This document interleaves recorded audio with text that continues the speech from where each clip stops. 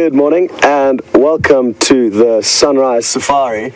It's probably going to be a while till we see the sunrise. As you probably noticed, it's fully overcast and cloudy today here in the Lowveld of South Africa. We're in the Sabi Sands on Djuma and Arathusa Private Game Reserve, and my name is Scott. On camera is James, and on the other vehicle is Brent and Andrew. So we have got two vehicles out exploring for anything exciting today, and I'm sure it won't take long to find something to show you. Brent is headed off to the central parts of Djuma to follow up on a report of a leopard that was seen at the Djuma waterhole last night. It was around, I think, 11 p.m., so about 7.5 hours ago. It's a long time, and the leopard could have moved off a long way by now. But in the same breath, that leopard could have made a kill nearby and could be still in the area. So Brent is actually, I think, off on foot at the moment, searching for any tracks and signs. And James and myself have headed into an area where another leopard tends to spend time. It's a female called Shadow and her 8-month-old cub, Sindile, that spend time in these parts, and it's been a while since we've seen them, so we thought we'd just try and snoop through their area and see if we get lucky. Now, while we're looking in this area for them, we could come across any other animals, and like I said, I'm sure it won't take long for either Brent or myself to find something. In the final control room, we've got Nikki in the director's chair and Eugene giving her a hand. And there's some exciting news. We've got a new addition to the team arriving today, and we're all really excited to have Phil on board with Wild Earth now. He's going to be a new cameraman, and he comes with a lot of wildlife filming experience, and depending on what time he arrives today, he could even be out on camera this afternoon, which is good news for all of you, because it means you won't have to deal with our shaky presenter cameraman work, as James is a presenter and so is Brent, as well as myself. But because we have been short a cameraman for the last few days, we've all been taking turns on camera.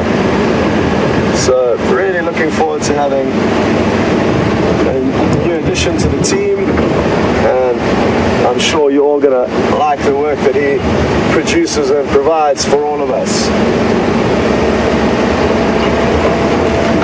Well, as we drive along the roads, especially in the early morning, it's very important to check carefully for any tracks of animals. Excuse me. And these roads provide us with huge amounts of information. Already I can tell that zebra moved down this road at some point. The tracks don't look very fresh, possibly from sometime yesterday. But if it wasn't for these roads and the information they provide us in terms of the tracks of the animals, we would really have a difficult job finding them. Now, for those of you who may be watching for the first time, a huge welcome to you. And you may not be aware, but this is actually a live safari, so it's happening this very second. And it's not only live, but it's also interactive. So if you've got any questions, comments, if you spot a leopard in a tree that we drive past, you can tell us. And to do that, you would hashtag Safari Live on Twitter, or send an email through to questions@WildEarthTV, and please send your questions through. They may not be answered instantly, so keep trying, as there's a lot of people on the back with you as well. So all the questions that come through, understandably, can't all be answered, but we really do appreciate your questions. So keep them coming. Now, checking the roads for tracks is one way to find animals or to get an idea as to where they may be. Another important or useful way of trying to find animals is by listening.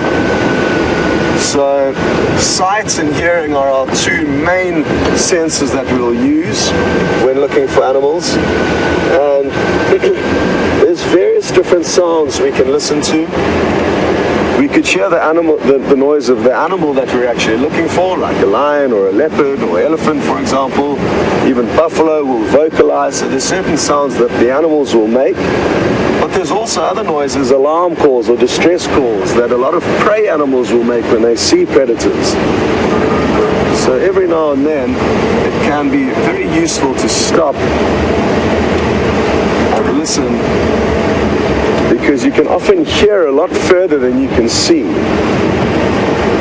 So important to combine those two senses. Our sense of smell will also help us, but to a very small degree. Our sense of smell is not good enough to smell most animals, but the sense of a leopard, or the scent mark rather, where they spray onto bushes, smells very much like buttered popcorn. So that's one smell that we can pick up quite easily with our noses. Also the smell of wild dog. Wild dog smell much like a wet blanket that's been left in a car on a hot summer's day. It's a very damp, almost moldy smell, you could say. So very pungent. But other than those two animals, what else am I missing? An elephant, bull, and must. There's also got a very sweet and pungent smell.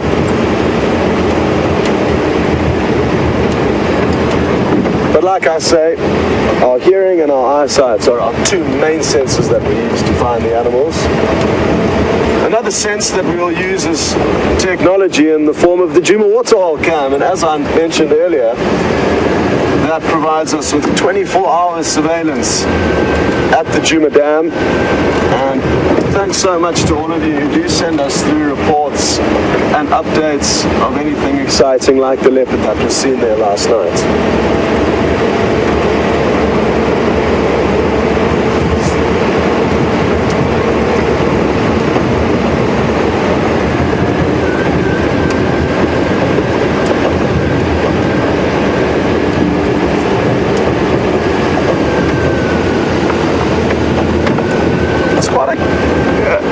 A cool morning, but not as cold as it is when there's no cloud cover.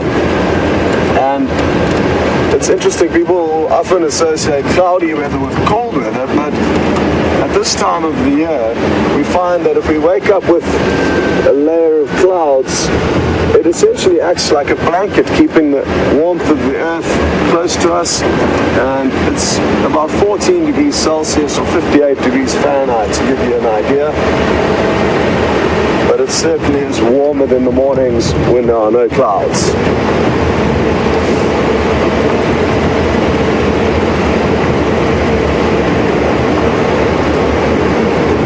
I've got a feeling that there is going to be something up ahead in this clearing.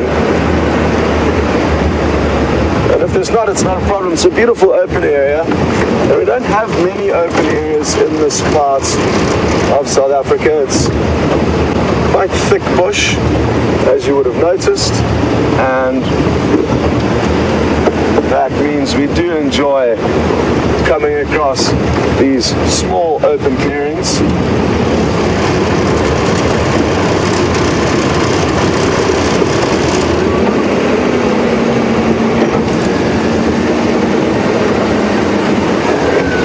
Sadly, it appears like my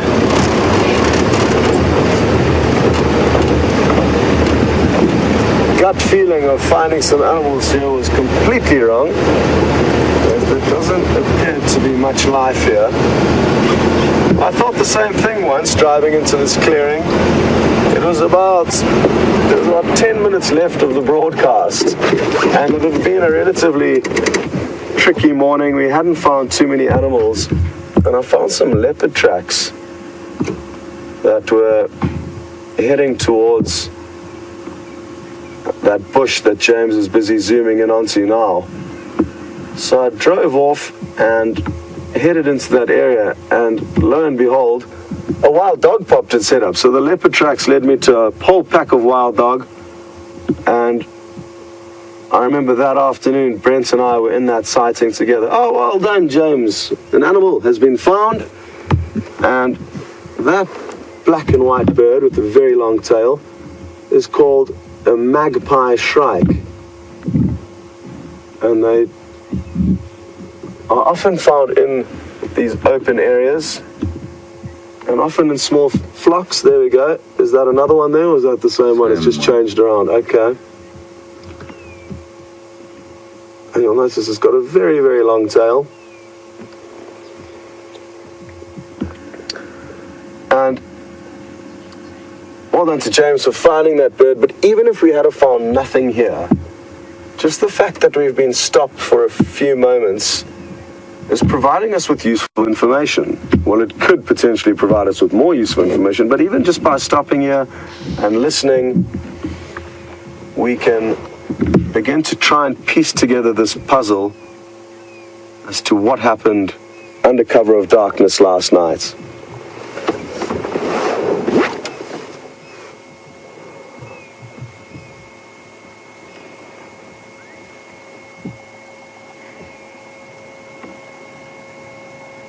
There's a variety of different birds calling.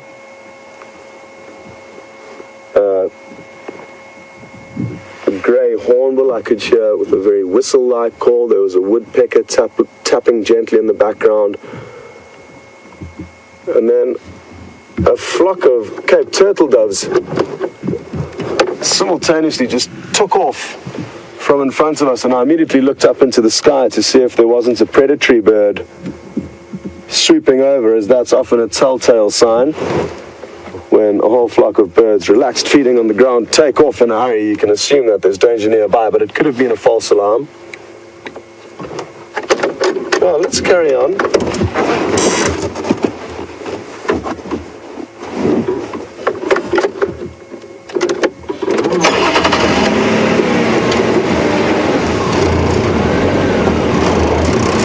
Just got a question through from Ginny, and good morning and welcome on board with us. Apologies for my horrendous driving. And Ginny has asked whether we get any skunks in Africa, and we get a skunk-like animal called an African polecat that can also emit a very pungent smell if need be. And we don't see them very often, but thanks for pointing that out. That would certainly be another smelly animal that our sense of smell would even be able to pick up. There's just a little Cape turtle dove here. There's one brave one that managed to stay behind. The rest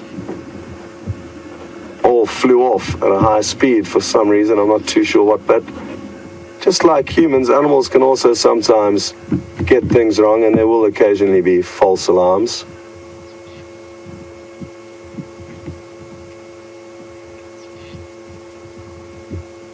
As you can see though, it's still wanting to warm up, and it's got its feathers ruffled up, creating a warm blanket for itself.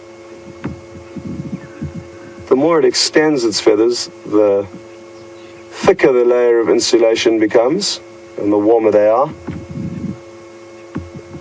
And they're really pretty little doves. They've got that very distinctive black ring around the back half of their neck. And it's this bird that lets off one of the most characteristic and distinctive calls of Africa. And it's often one to make South Africans homesick. If you were to hear this bird calling on a documentary or any program you may be watching, it'll immediately make you miss home.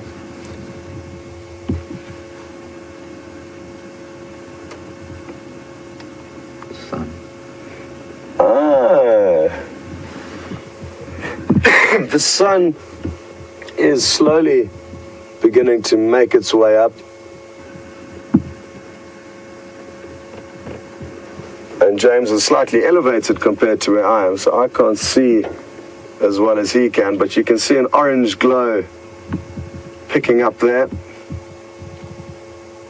Well, I think we've waited in this area for long enough and done enough listening here, so we can leave this little Cape turtle dove to continue its morning. I would have loved to do its call for you, but it wouldn't have done the call justice. But some of you will know their call often can be remembered as it rings out similar to saying work harder, or drink lager, depending on your preferences. But if I do hear one calling later on, I certainly will stop and get you all to hear it.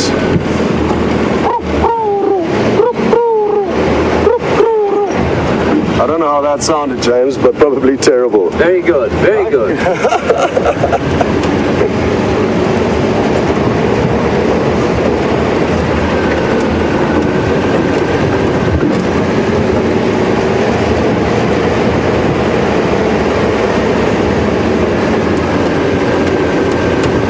Well, for those of you that know Brent, I'm sure you're all looking forward to saying good morning to him, and for those that have yet to meet him, enjoy what he has in store for you. We'll catch up with you a little bit later.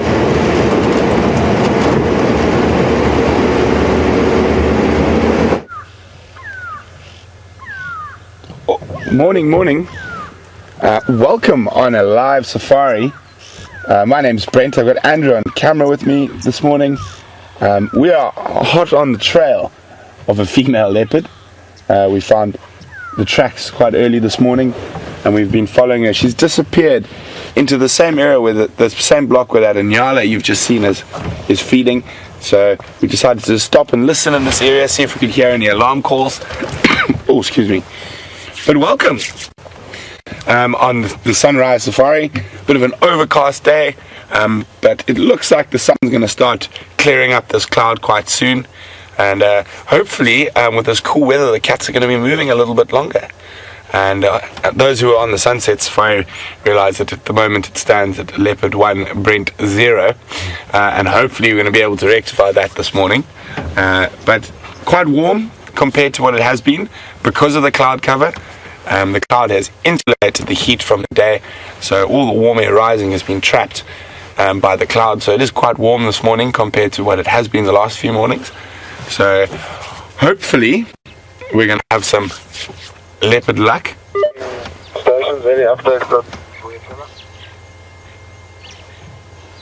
So our plan from here is we're going to head up central to Drakensberg and then slowly meander around back towards Buffelshoek Dam, see if there's any tracks coming out that way, because this block leads up towards Buffelshoek Dam, and hopefully we get some luck. And also thanks to all the people watching the Djuma cam last night. Really appreciate that. I know that leopard that bewildered me yesterday popped in for a visit after 9 o'clock last night. Very frustrating. And then also that big herd of buffalo that came down. Thanks for letting us know about that. We really do appreciate that. If you are new, we are live. You're on a live African safari with me. You're sitting on the back of my game drive vehicle, and we're exploring Djuma Private Game Reserve in the Sabi Sands. And it's part of a vast, immense area of unfenced natural wonder where animals can roam freely. That is the Greater Kruger National Park and the Transfrontier Reserves in Mozambique and Zimbabwe. So we're going to continue on, and hopefully one of these animals that wanders this vast wilderness will decide to be a little bit more accommodating than yesterday and put on a show for us. But even if we don't find anything, there are lots of wonderful trees, bushes, bugs, grass, flowers. Well, not so many flowers at this time of the year, but lots of different things to look at if the big and hairies and scaries are playing hard to get.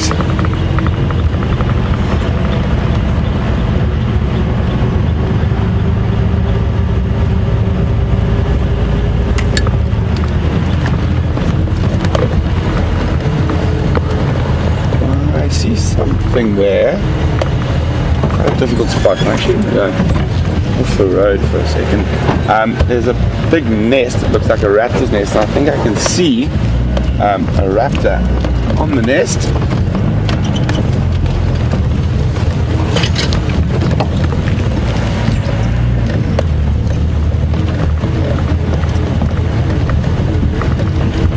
Let's try to get a gap through the trees here.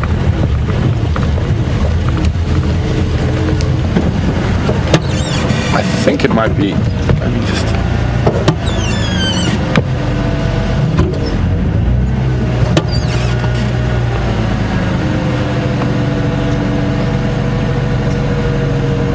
can't see what it is from here.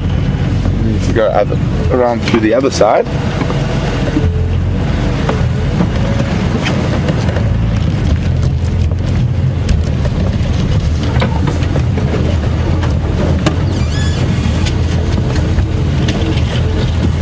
Oh, this is really great, guys. I think I've worked out what raptors on that nest. I don't want to go too close as to spook them, but I'm going to see if I can find you a gap through the trees. But it looks like it's an African hawk eagle nest.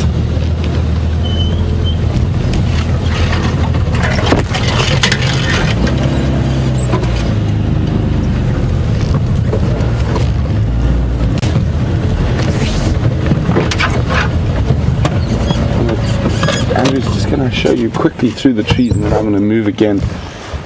So there's the nest, and just to the left you can see there's a bird of prey there. I'm just trying to find a spot where we can see them a bit more clearly, and I actually spotted that because while we were looking at that Inyala when we started, the grey go-away birds and other birds started alarming, and I saw an African hawk eagle fly very low and straight through towards that area, and I did not know they had a nest here, so that's exciting. Let me just try to find a better spot.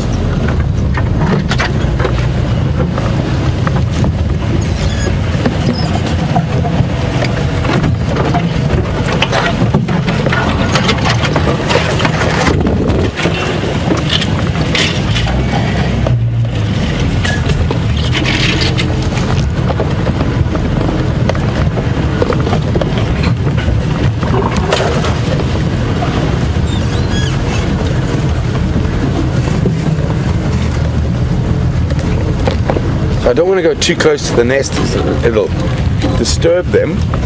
So I'm staying quite far away, but I think we finally, there we go, got a spot. And you can see how massive that nest is. Now both birds are there. You can see the one sitting up, and then you can just see the head of the other.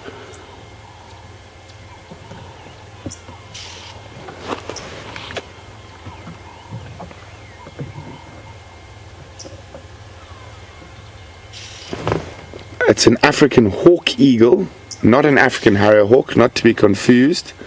They're really beautiful birds, black and white eagles, sort of medium-sized eagles, and when you see them flying, they're almost always in pairs.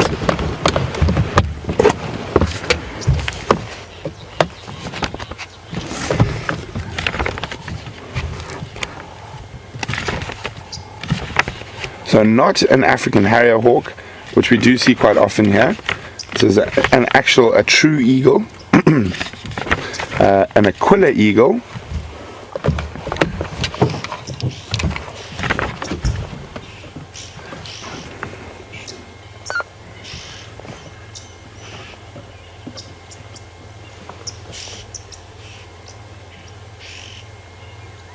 So I just heard an update from Scotty. Apparently they have nested here before. Oopsie. Unfortunately, this book doesn't have a lot of information about what time of the year they nest. So maybe you guys could check on that for me. What time of year do African hawk eagles generally lay their eggs? And you can let me know by emailing. Oh, there he goes. One just took off, and it's chasing the oxpeckers away that are making a lot of noise. And just stopped in the dead tree where the oxpeckers were sitting and alarming. Just to the left, and we go forward a bit, Andrew. Oh.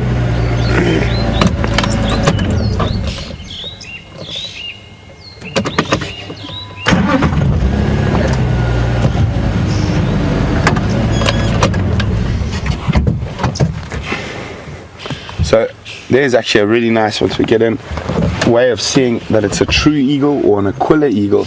If you look at its feet, the feathers extend all the way to the top of the feet. And you can actually see that back talon there. Look how massive those talons are for grabbing small unsuspecting mammals and lizards and legavans. monitor lizards. See how massive those talons are.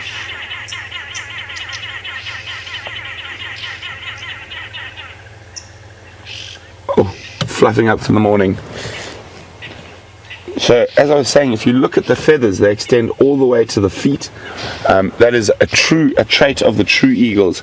Snake eagles, like bataliers, which are related to snake eagles, and that you'll notice they have scaly feet, and the feathers stop up the leg. So, very interesting. And also, all your other smaller raptors generally do not have feathers all the way down their feet.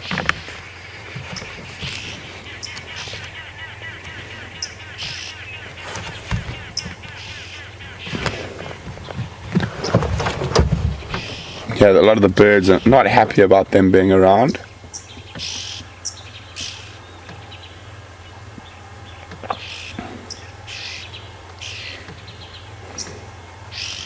Yeah, the oxpeckers are still complaining. So,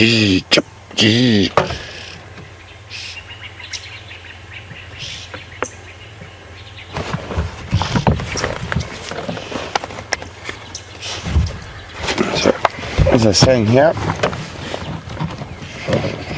it's number 2, and you see how the feathers extend all the way down to the end of the feet. If you look at the snake eagles, the feathers do not. So there we go, African hawk eagle. Definitely one of my favorite large raptors in this area. But we'll leave them be and head on and see what else we can find.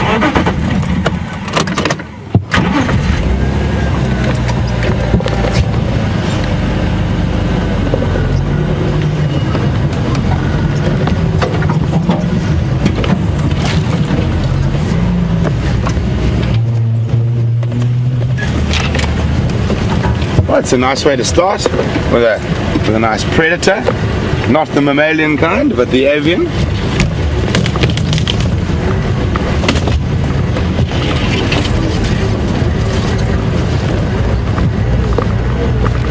So, morning Lulu. I have a question from Lulu.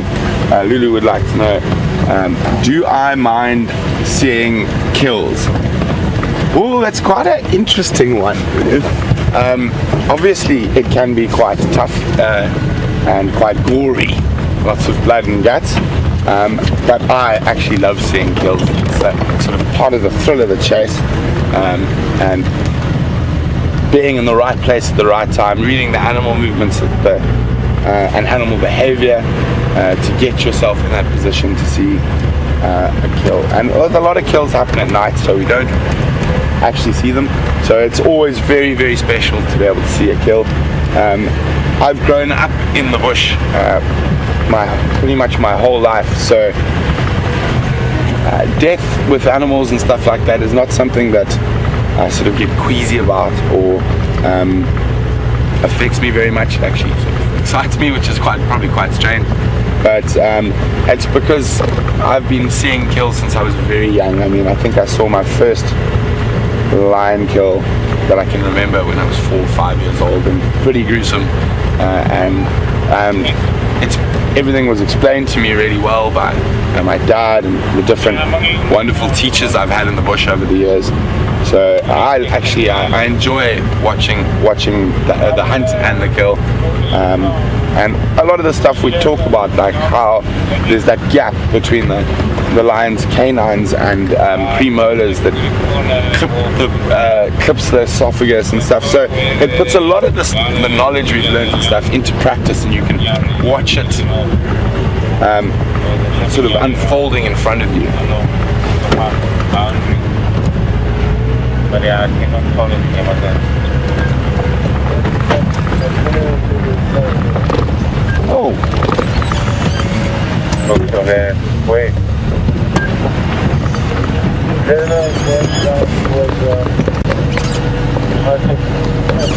Is that male Nyala? He was browsing off a...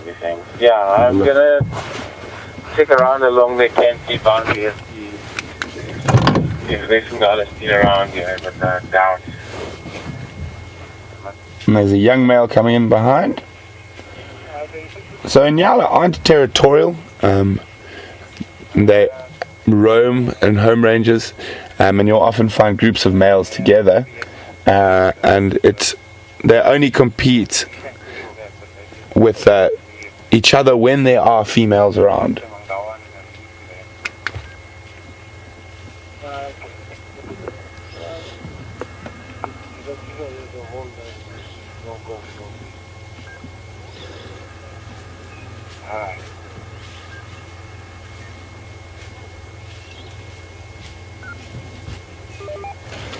There was also So thanks very much, Katrina.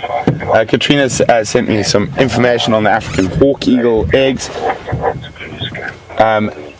in the southern hemisphere, which we are.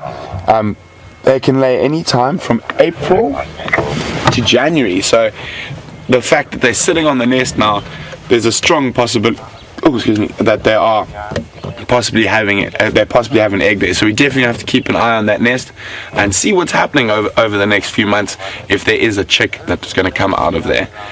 We're going to continue on up and try to get around to Drakensberg Road, and in the meantime we're going to cross back to Scotty and James and see what they've been up to, and we'll be back with you a little bit later.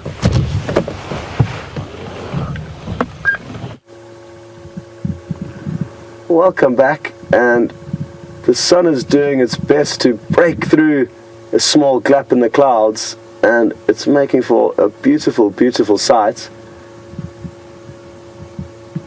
Look at that. Absolutely awesome, and equally awesome camera work from James. Thank you, sir. And we're really lucky because not only are we parked in an area with an incredible view that we're all enjoying with you now, but there are some little animals around, but they are hiding behind the bushes, so we're just going to enjoy this. And look at how quickly the clouds are moving, and it's almost as if a spotlight is being shone down from the heavens. And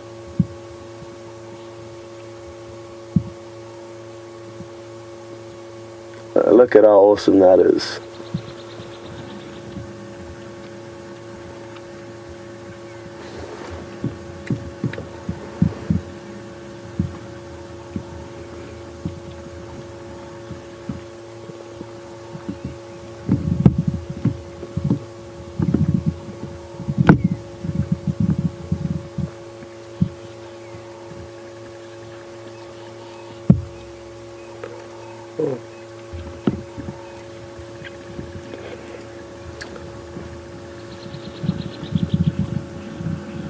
Good morning, Jilly in Wisconsin, and thanks for sending through your question.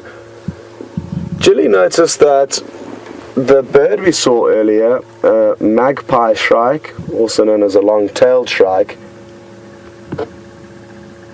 and Jilly noticed that there's also shrikes in America, and they can be quite ferocious little predators,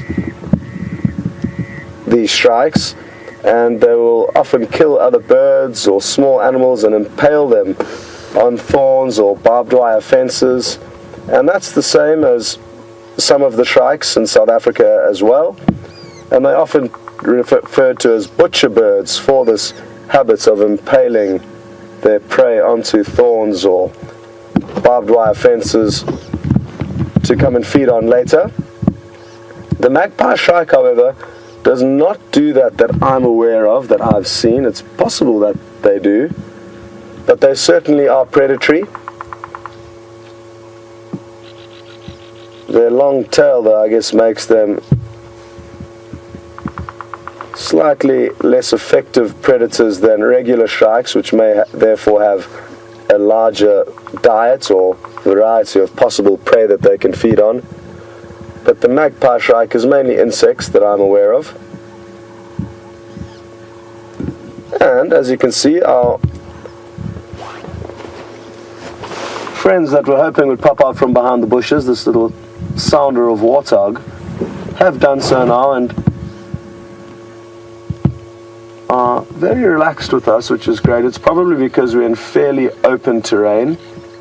When we find them in thick vegetation, they often go trundling off. But yeah, they're very relaxed, and you can see they're busy looking for breakfast. And you also would have noticed that they go down onto their elbows, essentially, when they're feeding. And they do this simply to create an easy angle of leverage that they can use their nose to dig up little roots and bulbs.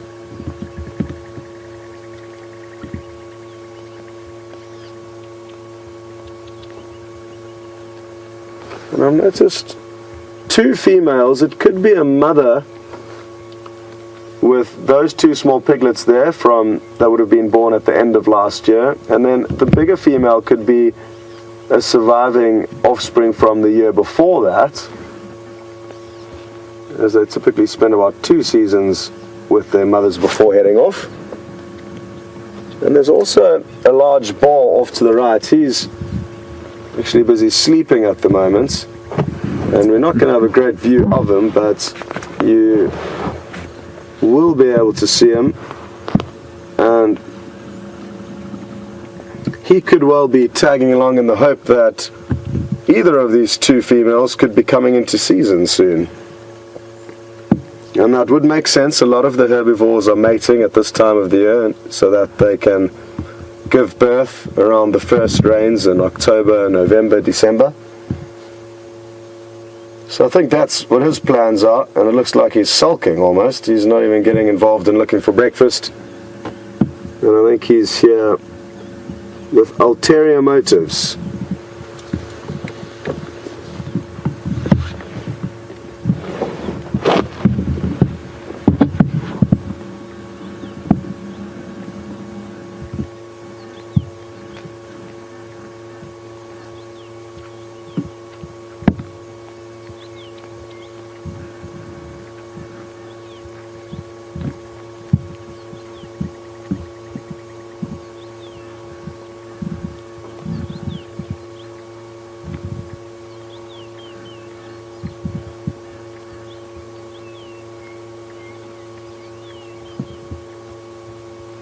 Well, morning, Mary in Michigan, and thanks very much for sending through your question. Mary has asked whether the presenters, Brent, James and myself, who've been trying out our hand at the art of being a cameraman over the last week or so, and Mary's interested to know what our thoughts are, having only presented in the past. What do we feel about the hardships of being a cameraman, being tossed about on the back there as the presenters race from place to place?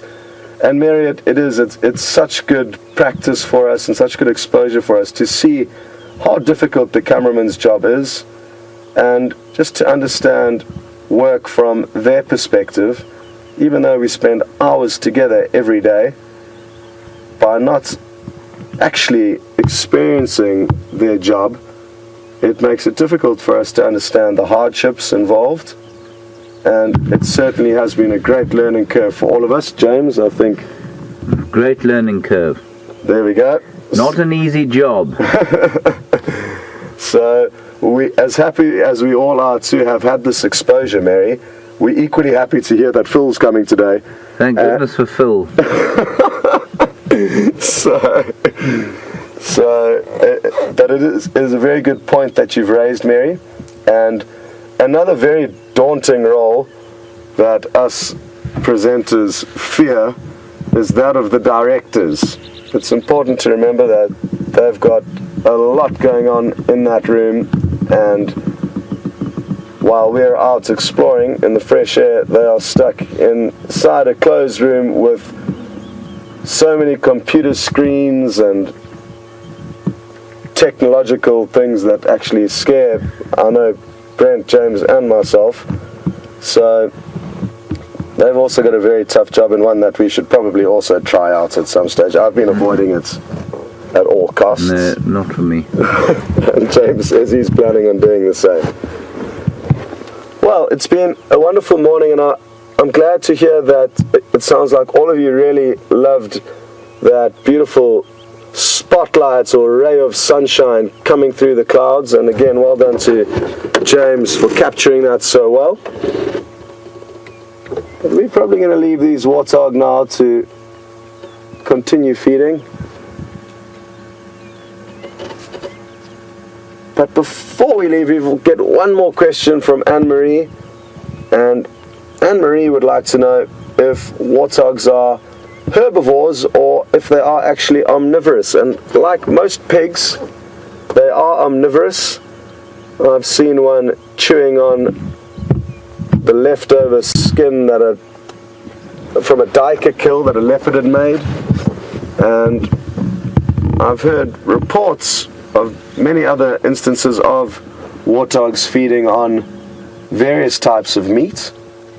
So they will, but as far as I've seen, they are predominantly herbivorous or herbivores. Have you ever seen them eating meat? Seen them chewing bones. Chewing bones.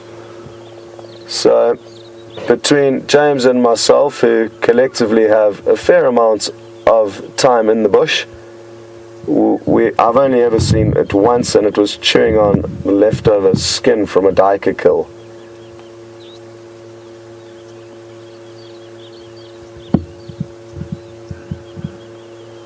Okay, well, Anna-Marie, thanks very much for sending that question through. And imagine if we saw these warthog take off and catch something small or eat something small. I guess a lot of the time, if they will be feeding on meat, it would be potentially chicks that are born in nests on the ground, and as the warthogs may be shoveling their nose through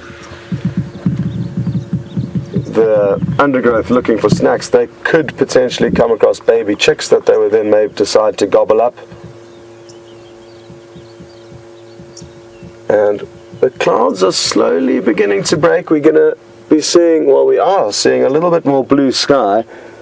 Earlier on this morning, it was completely clouded over, 8/8 cloud cover. Now, if I look around and get out my calculator, I'd say it's about 4 or 5/8 cloud cover, but turning into a beautiful day. You'll hear some parrots calling louder and louder as they fly past us. And that was them flying over the top of the trees. You may have just seen a little bird flittering above the canopy there. That was a brown-headed parrot. And that road that you can see now is where we're going to continue heading right now. And it's funny how every drive out here always changes. This morning we've hardly covered any ground, and we have seen a few animals. Obviously these warthog have been really great, but each day is so different out here, and that's what keeps it exciting for us, and I hope it keeps it exciting for you too. Now, I know when we haven't heard from Brent for a while, it's actually typically good news, because it means he's going to be searching intently for some kind of animal. I think it's a leopard he's tracking now, and it was really great being on camera with him yesterday, because he gets a certain charge of energy when he is on the trail of an animal, and it's great to watch, and you guys get to see it all the time. I don't. So yesterday I enjoyed it, and I can just imagine him now scanning and searching through the bush for whatever he can find.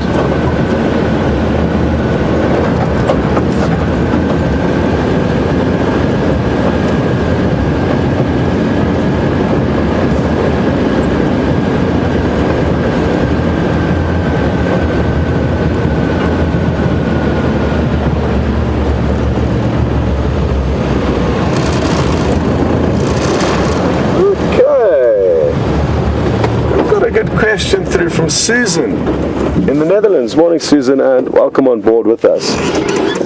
Susan brought up a question regarding that boar warthog, that adult male warthog that we saw sleeping off in the bush next to the sounder where the females were. And I said that he was probably intent on mating at some point with her. But Susan would like to know, will this boar, just like a male lion or a male leopard, kill the offspring or kill any other males in order to get to the female to mate? Now, unlike predators who have to invest a lot more time in actually suckling and raising cubs, the herbivores don't have that same need, and therefore every season they will be free to mate. So there's no need to kill off offspring to allow a female to give birth to more, because by the time the following season comes, her offspring from the previous litter will already be not self-sufficient. They may still require her care, but not to a degree that a lion or a leopard would. So lion and leopards, if a male comes across a female with cubs that are not his, he will kill those cubs to release the female of that responsibility and therefore get his genes into the system. It's typically not the same with herbivores, but there will certainly be ferocious competition between the males. So at the mating seasons, like now we've just come to the end of the impala ratting season, there will be furious fighting between the males for the females, and that does result in death. I've on 2 occasions found impala that have been killed by other impala. For a fact, you could see the puncture wounds, and it was during the rutting season.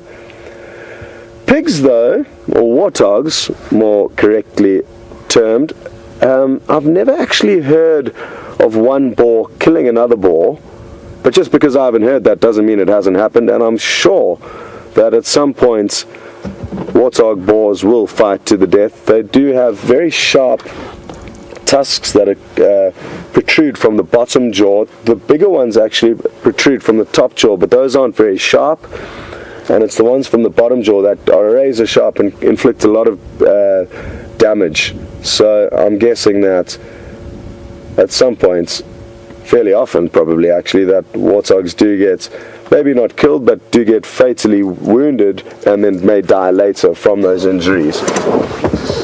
Good question though, Susan, and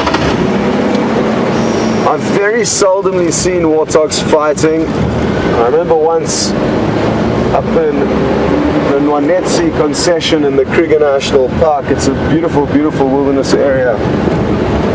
About a third of the way up the Kruger Park, but on the Mozambican boundary. I remember seeing warthogs having a clash there, but all we could really see was clouds of dust billowing up.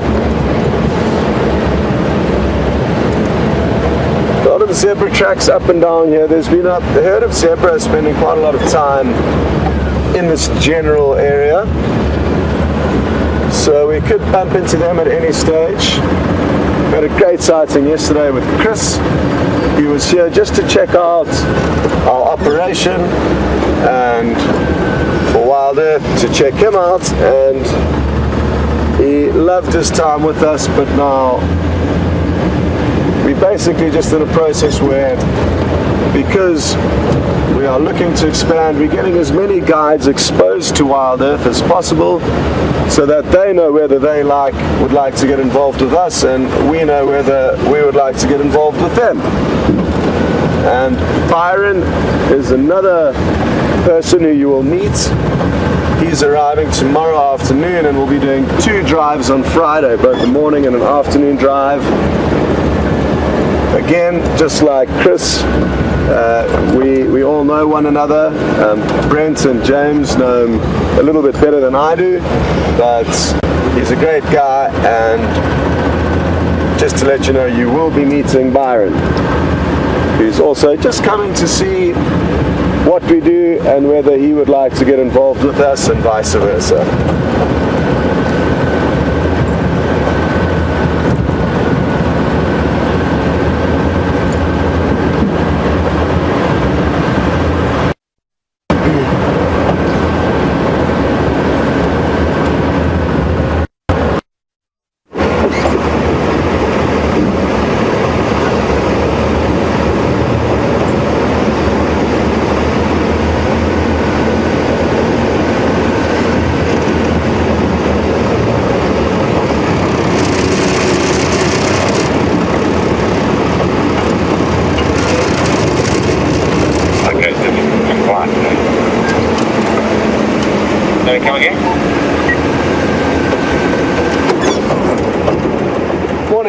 James, and welcome on board with us. James sent through his question on Twitter, and for those of you who would also like to send questions through, it's really easy. You would just hashtag Safari Live, or you could even send an email through to questions@wildearth.tv. James is asking whether warthog provide a food source for people in South Africa and in the surrounding villages, and yes, they would certainly to a degree. A large reason for that is that they can burrow under fences, and basically fences aren't a sure way that they will be kept in a place, so they can go wherever they like to go, and therefore will often break out of reserves and feed on local farmers nearby, causing trouble with their crops. But the African cultures that we have here in South Africa, the Zulu people, the Shangaan people, or Tsonga people from this area, and the various other tribes, all really like the taste of wild animals. And unlike areas like East Africa, where hunting is not really done very much unless by unique tribes, South Africa, all of South Africa's tribes were active hunters many years ago when there was a lot more food around and a lot less farming done, or a lot less wild animals around, should I say. So I think, yes, warthog certainly will be high up on the menu, but there's not too many wild animals that do occur outside of nature reserves, like here where we are, and the few that do will probably get gobbled up fairly quickly.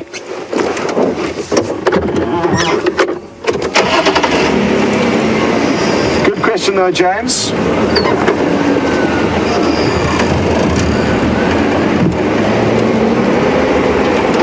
Another reason that makes them quite easy to feed on is that they live in burrows and termite mounds, no different to hyena and porcupine. And if you know where that burrow is and where they're going to sleep, which is fairly easy to do, you just look at the tracks leading into these burrows, you can set a very easy trap to catch them. And poachers will use what are called snares, which is basically a wire noose that you can put on the entrance or exit to a burrow or on an animal trail, and as an animal walks through the hole, the noose will tighten around a limb or the neck, therefore trapping the animal, and the poacher can get back whenever he decides to check that trap or snare. It's a very cheap and efficient way of catching animals, but it's sadly very, very inhumane. As you can imagine, the animals will suffer for long periods of time, or potentially even lose limbs to the snares. And it also cannot discriminate from one animal to another, so even though a poacher's intentions may just be to catch an impala to feed his family, if a leopard walks down that same pathway, it will get the same treatment that the impala was supposed to get. So those are the realities of, well, poachers can catch food and the negativity around that.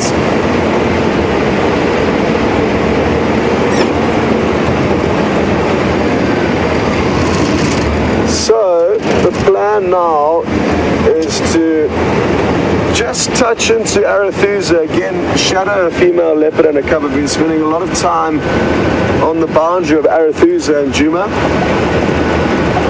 and I'm hoping we're going to be able to rustle her up from a bush here somewhere.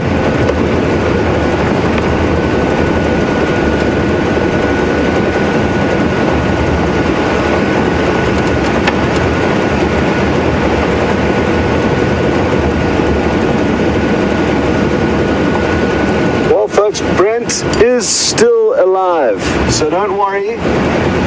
He's out there searching, and funnily enough, I've just got a report that he would like you to all come across and jump onto his vehicle for a while, so enjoy whatever he has found, and I'm sure he has found something.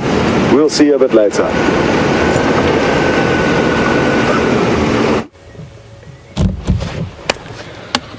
Welcome back, everyone.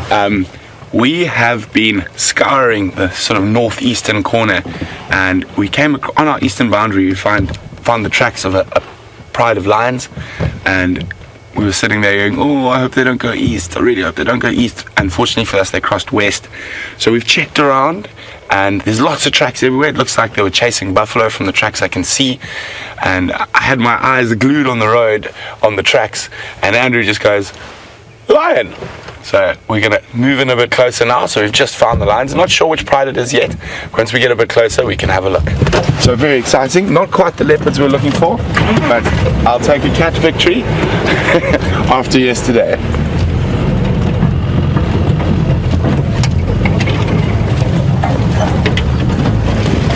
So here they all are. Probably lying about 50 meters from the right.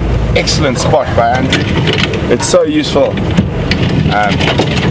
having our cameraman with us, because it gives us a chance to concentrate on the tracks, and they can keep a lookout for the animal.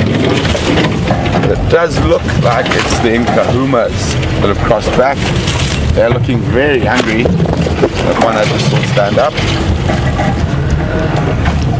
Hello, kitty cats.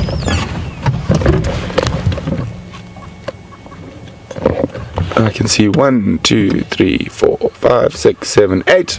So the full pride's here, and there's the young male.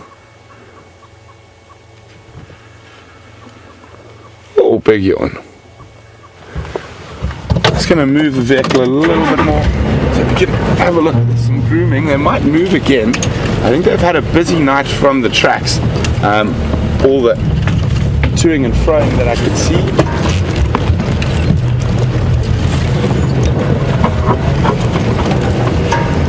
And it definitely looks like they were chasing buffalo, but not successful.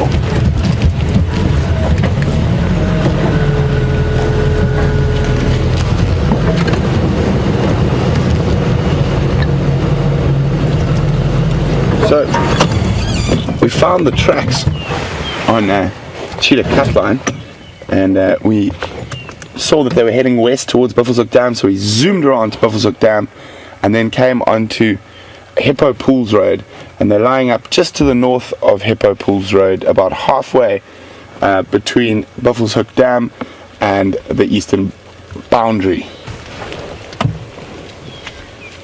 Oh, nice grooming going on. Oh, the Nkuhumas have been spoiling us with their presence quite a lot over the last while.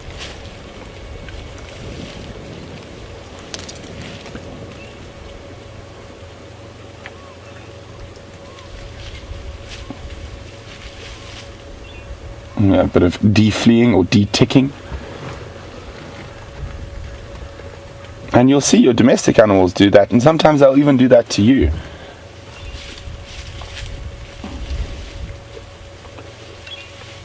I'm hoping because of the overcast weather they might get up and maybe go for a walk towards the dam, but I think they've had a long night and a busy night chasing, so they could be quite tired. So, and that's just judging from all the tracks and buffalo tracks running all around and lion tracks all over the place. So it was quite a difficult track this morning, but fortunately we managed to stay on the tracks and we found some lions.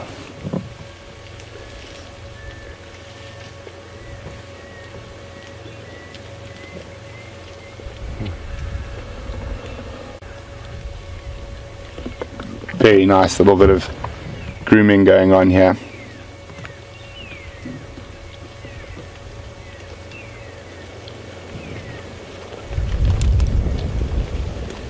So it's actually got colder since we started this morning. Quite often happens on these overcast mornings. The wind's picked up a little bit, added a bit of chill.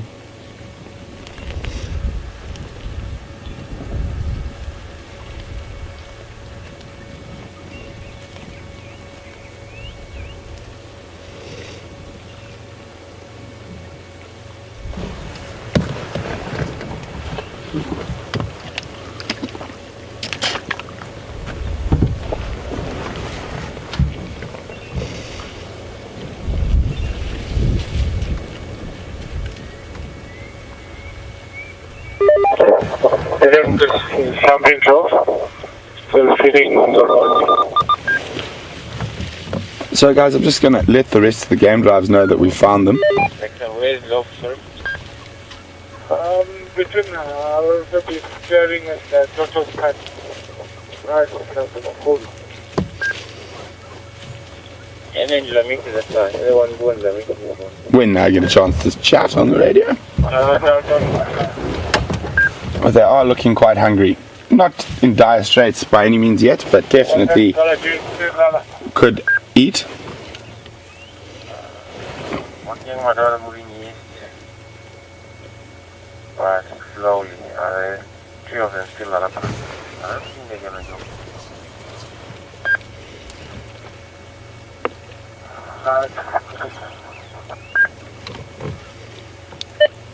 Texan coming.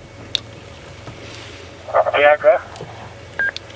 Tex, we've located the Nkuhumas on Hippo Pools Road, halfway between Central Junction and Buffelshoek, if you are closer to these Ngala. Okay, copy that, thanks. But I'll come this way.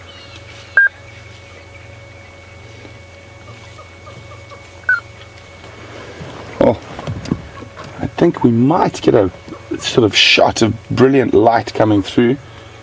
You see that young male's eating a bit of grass. Maybe he's got a bit of an upset stomach. But it looks like there might be some nice light just sneaking through the clouds shortly.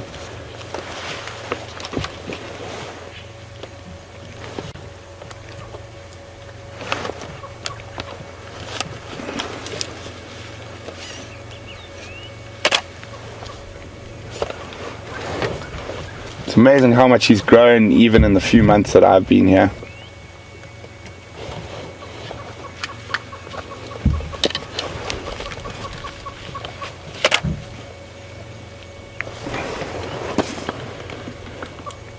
Oh, I got a feeling they look like they might move. So those of you who might be new, you hear that clicking. Don't worry, that's just me taking a few photographs.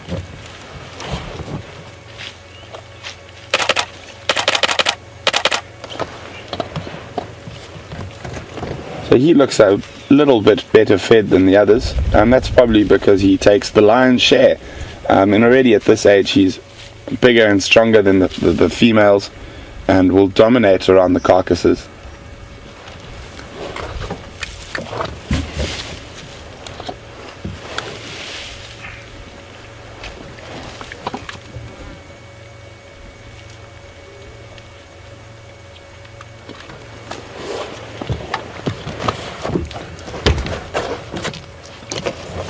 Hi Gene, welcome on the Sunrise Safari and Nkuhuma Sunrise Safari. That is the name. Gene would like to know the name of the pride and how to spell it. It is the Nkuhuma Pride, N-K-A-H-U-M-A, Nkuhuma.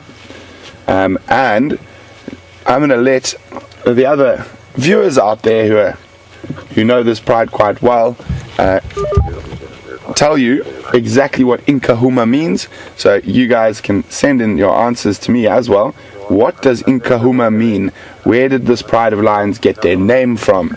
And you can do that by emailing us questions at WildEarthTV, or you can use the hashtag SafariLive on Twitter.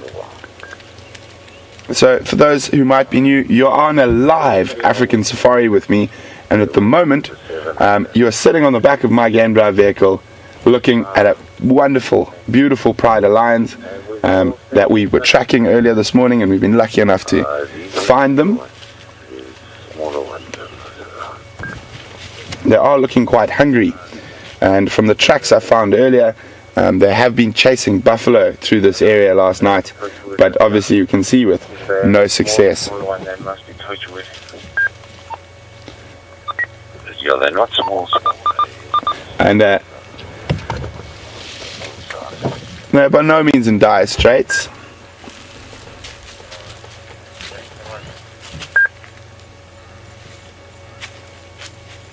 All the two that were morning, early at 5 o'clock, and then disappeared at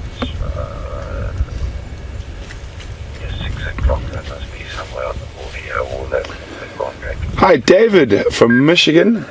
Welcome on the Sunrise Safari. David's saying that I mentioned that in the past I've seen some very large prides of lions. 53 was the largest I saw in the Masai Mara. And then I've seen prides around 40 in the Eastern Kruger National Park where I worked.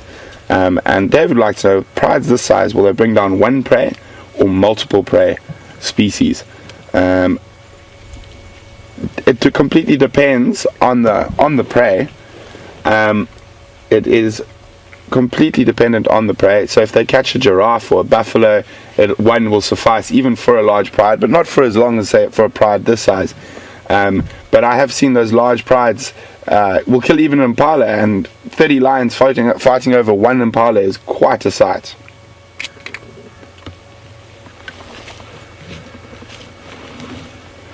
So guys, we're going to cross across to Scotty really quickly. He's got something interesting, and we'll be back shortly.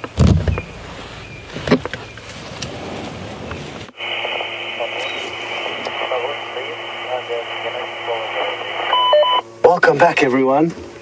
And this is really interesting. There's a tawny eagle. It's a very pale individual, but we're not exactly sure what it's feeding on here.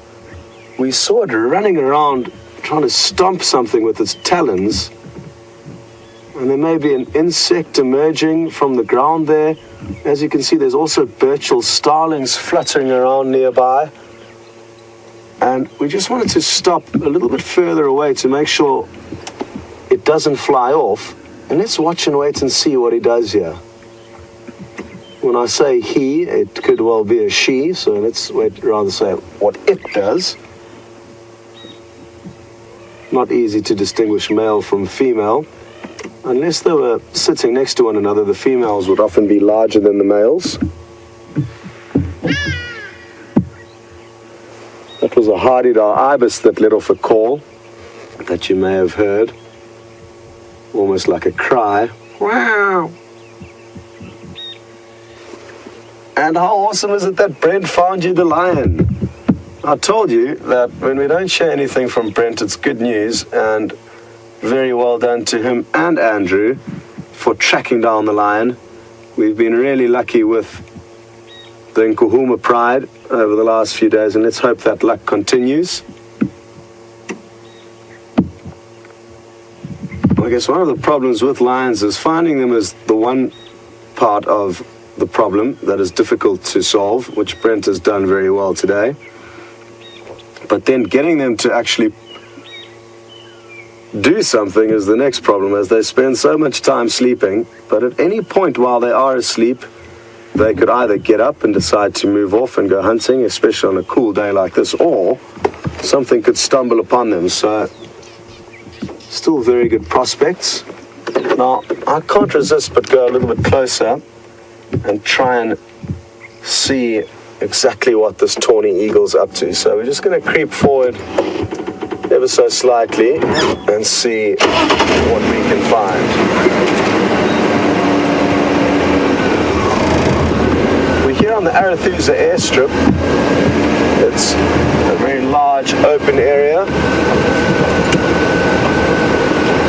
and because we've stopped and are approaching this bird slowly, I'm hoping it's going to be fairly relaxed with us. Also the fact that it's really focused on feeding here. Don't want to scare it away. Let's see how that works out. Awesome. You can also see the Burchell starling hurriedly running up and down, gobbling up whatever these little insects could be.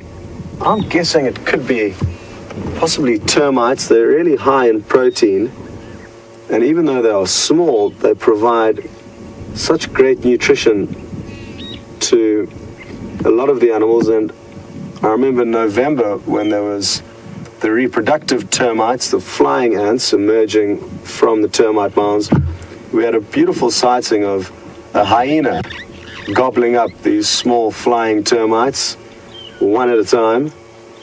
And if you eat enough of them, like I said, they provide really good nutrition and are high in protein.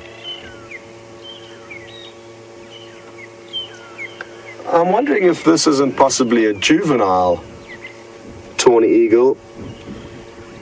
And there's two reasons why I'm thinking that. Number one, its coloration. It's very pale and it seems like its face is darker, so maybe it just hasn't got its full adult plumage. That's just one theory, but a contributing factor to me thinking it's a youngster is maybe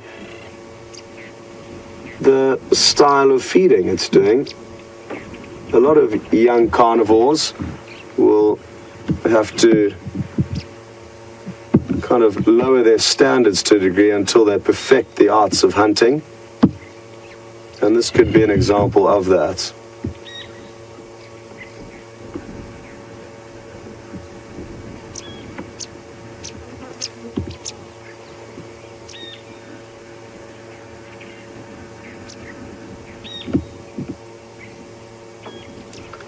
It hasn't done it since you've been with us, but like I said a little bit earlier, he almost ran after something and clamped down with its talons.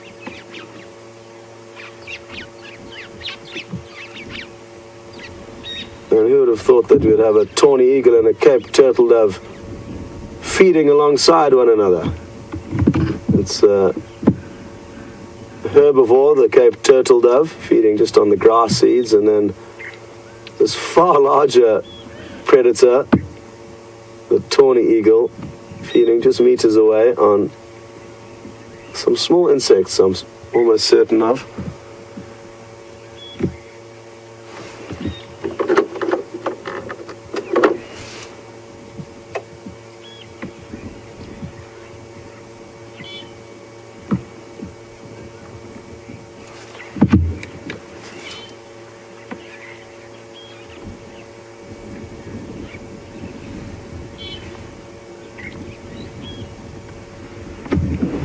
Now, I know we're not as close as all of us would like to be, but I'm trying to creep up to this tawny eagle as slowly as possible to not chase it away from its breakfast buffet here. And James is at full zoom, but let's try and see if we can now creep a little bit closer. By moving in slowly, like we have been, it'll certainly make the bird or any animal feel more relaxed rather than just racing in on it. So I'm hoping that this technique is going to allow us to get a little bit closer without chasing it off.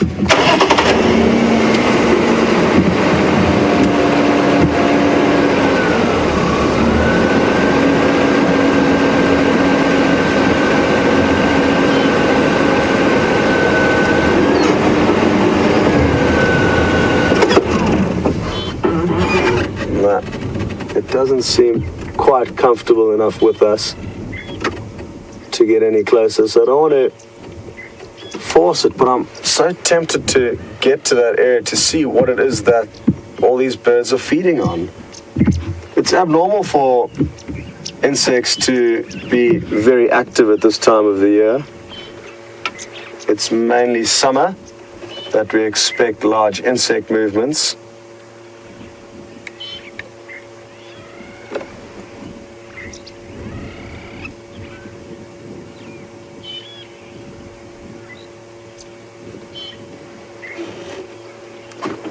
And what a morning it's been with birds of prey, and I forgot to mention and congratulate Brent for also finding the African hawk eagle's nest.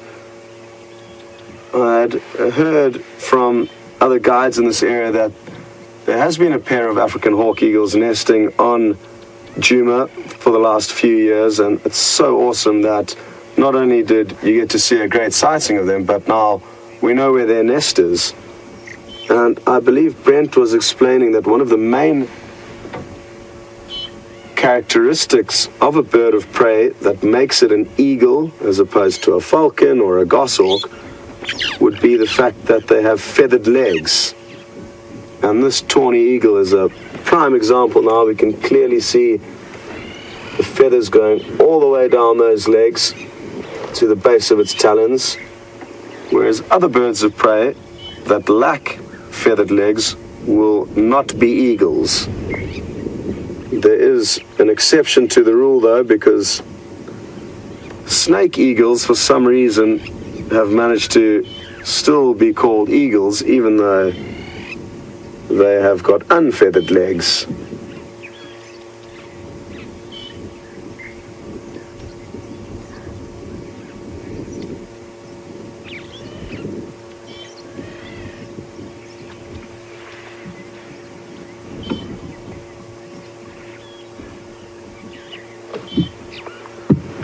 You can see there's a very slight mound of earth that they seem to be feeding around, and that could again be the top end of a termite mound that's slightly protruding. It also seems very well fed on, and it's often the case that the grass that goes on and around termite mounds is more nutritious and palatable than other grass, and that means that they often get grazed very short, and that little patch there does look quite well grazed in comparison to the grass behind the little mound and in front of the little mound.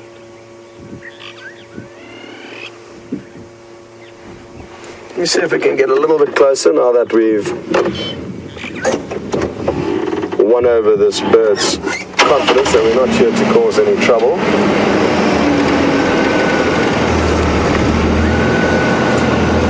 Rather than driving directly towards them, I'm going to try and kind of approach at an oblique angle.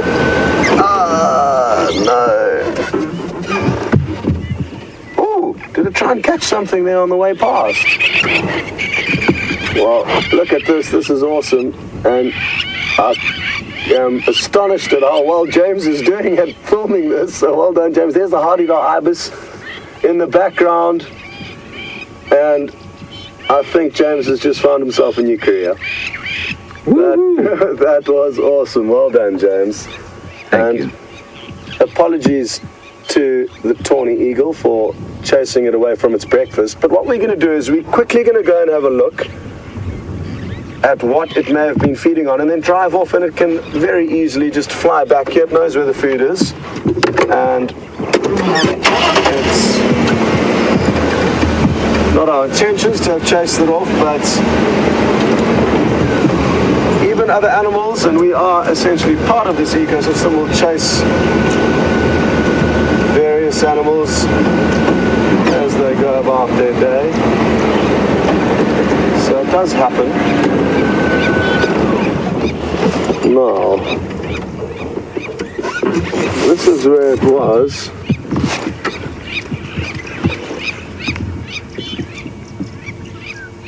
And James and I are going to see if we can find anything here. It's not looking easy at this stage, but in the meantime, I would suggest that we send you back across to Brent and the lions, see what they're up to, and we're going to try and work out what this tawny eagle was feeding on. We'll see you later.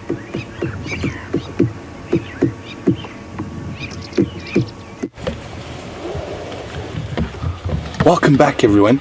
We're just going to shoot across to the lioness quickly. They're lying up amongst where this old waterbuck skull here, and she was playing with it a second ago until I turned around, but that's what happens. But it does look like they're starting to get moving. All this big social grooming and playing. The adult lionesses have moved off to further away to the right, and obviously the young male is still left behind. There are the two young females there who are playing, giving each other a hug. Very important, all the social grooming when it comes to lions, because they are so aggressive around mealtime, that in the downtime between meals, it's very important for them to have a lot of contact, physical contact and grooming, and that strengthens the social bonds within the pride.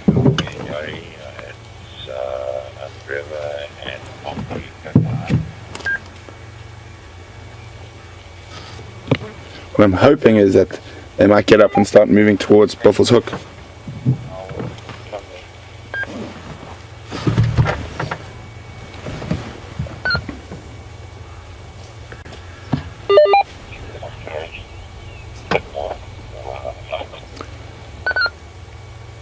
So 2 of the lionesses are up and moving, slightly off to the right.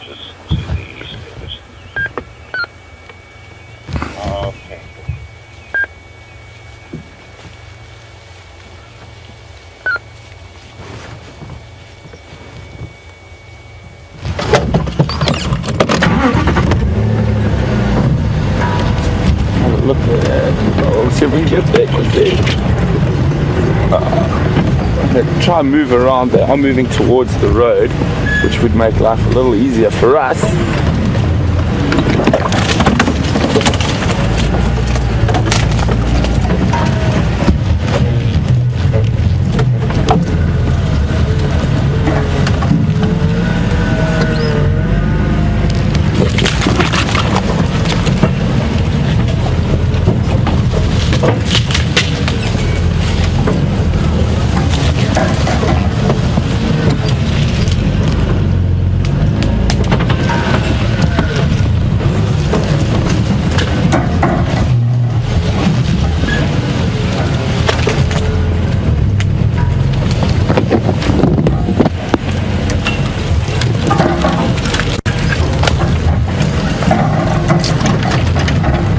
So well done to Bren and Marlene. There might be an ambush. In the grass is one of the young females walking through. Sorry, well done to Bren and Marlene, who got the answer right to what Nkuhuma means. It is the brown ivory tree in Shangaan, and from the history I've learnt about of this pride, they were first seen under a brown ivory tree by the Djuma guides, and that is how they got the name Nkuhuma. They were all sleeping under a big brown ivory tree. So well done to Bren and Marlene.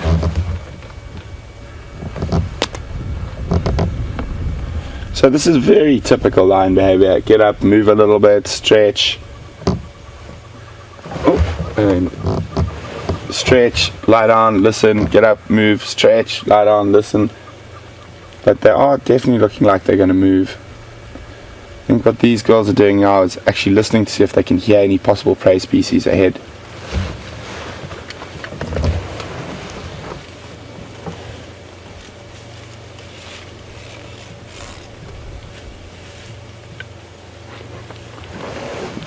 So there's one of those little young females in that clump of grass. I mean, how is that for camouflage? Now, if you were an unsuspecting prey species walking around and all the lions were lying in grass like that, you would not see them at all.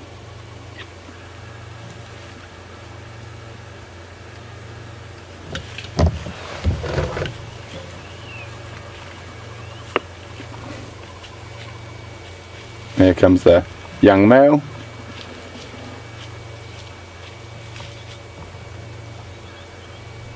You can see they don't particularly like walking through long grass. You see how he closes his eyes, and that is why they do like to use the flop. Very, very common lion behavior. Go flop on another member of the pride. So now there are 2 lions and a young male who's quite big in that clump of grass, and you can see how little we can see. And one appears.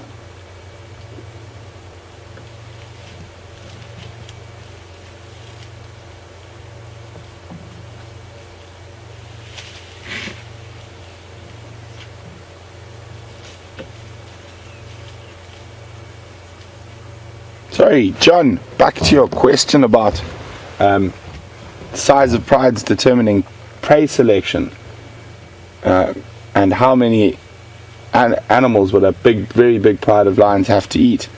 Well, I know that pride I used to follow quite regularly when I worked in the eastern part of the Kruger. I was cleaning the claws on a tree, unfortunately behind a Grivia bush. They often would have multiple kills in a night. I think the record I had is they killed, and that pride of lions was just under 40, and they killed 4 zebra in one night.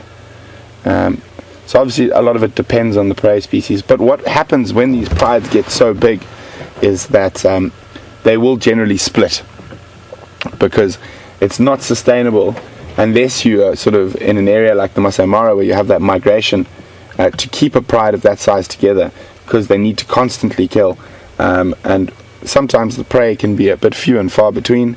So quite often those big prides will get to sort of a point when then they'll split into sometimes 2 or 3 smaller prides. That's not to say they won't come together, but over time that they are not together, there will be sort of separation, and they might even be completely separate after a few years.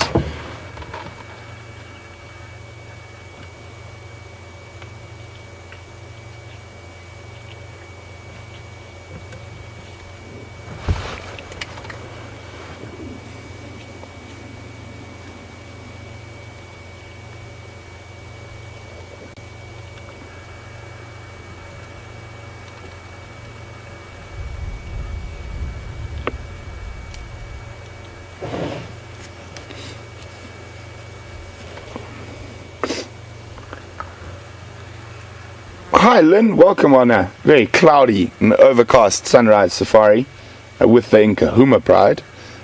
Lynn would like to know, do lions' stomachs growl when they're hungry like ours do? Well Lynn, I have heard them growl, the stomachs growl a couple of times. I don't hear it as often as I would with people, so I'm sure they do growl, but maybe not to the same degree as ours did. It would be quite a hindrance if you were stalking and your stomach was making a lot of noise and giving away your presence. So we're going to cross back to Scotty. We're not going to leave these lines. They are slowly looking like they're getting moving, so we're going to stay here. Hopefully they get a little bit more mobile just now, and we're going to go have a look at what very interesting small creature Scott has got.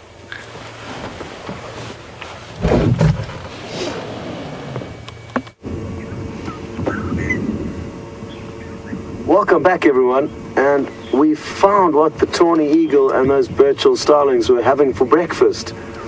Look at this hive of activity. Absolutely awesome. Now, a lot of you may be saying that these are termites, so well done. Yes, they are indeed termites.